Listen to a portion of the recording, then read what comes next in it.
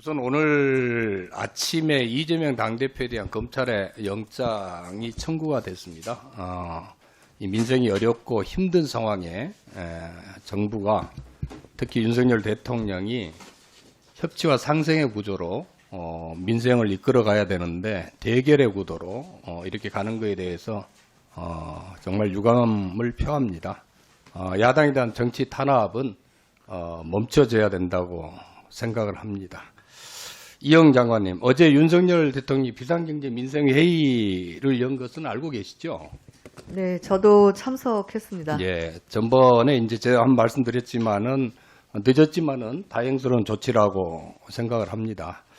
그런데 이 어제 발표된 대책이 정말 실효성 있는 대책인지에 대해서 한번 짚어볼 필요가 좀 있습니다. 제가 보기에는 포장지는 요란한데 내용은 별로 없지 않았나 이런 생각이 듭니다. 우선 난방비 폭탄 문제에 대해서 소상공인 납부유예를 추진하겠다고 했는데 이거를 10개월 후부터 분할 납부가 가능하다고 발표를 했습니다. 그러면 10개월 동안 이 소상공인들은 어떻게 견뎌야 되는지 이 부분이 좀 걱정스럽고요. 그 다음에 이제 은행권 취약계층 10조 원 지원 방안도 마찬가지입니다. 보증재원의 승수효과 등까지 지원 규모에 포함한 부풀리기 발표가 아닌가 이런 생각이 듭니다.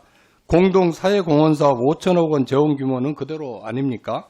4대 금융지주들이 지난해 이자 장서로 얼마를 벌었습니까? 이자 수익만 32조 원이 넘는데 고작 5천억 원으로 고통분담이 가능하겠는가? 금리를 1포인트만 올려도 자영업자들을 이자 부담이 7.4조 원이나 증가합니다. 이 내용 알고 계십니까?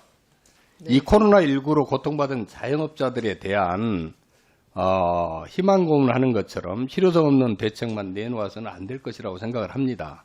어제 윤석열 대통령이 대책을 내놓았지만은 이것에 덧붙여서 정말 장관님께서 실효성 있는 구체적인 대책을 내놔야 된다고 생각을 하는데 거기에 대해서 좀 말씀을 해주시기를 부탁을 드립니다.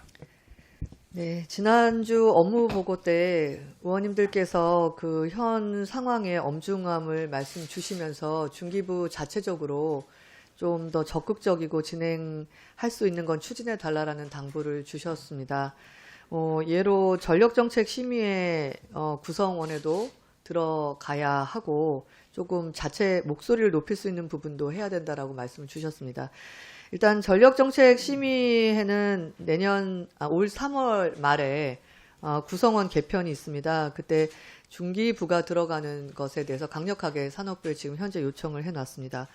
또한 계속 에너지에 대한 그 예산이 없어서 직접 집행이 힘든 부분은 있으나 계속 손을 놓고 있을 수는 없기 때문에 저희가 지역신보 보증 한도를 2조 원으로 상향을 시켰습니다. 그래서 직접 지원할 수 있는 부분을 하도록 하겠습니다.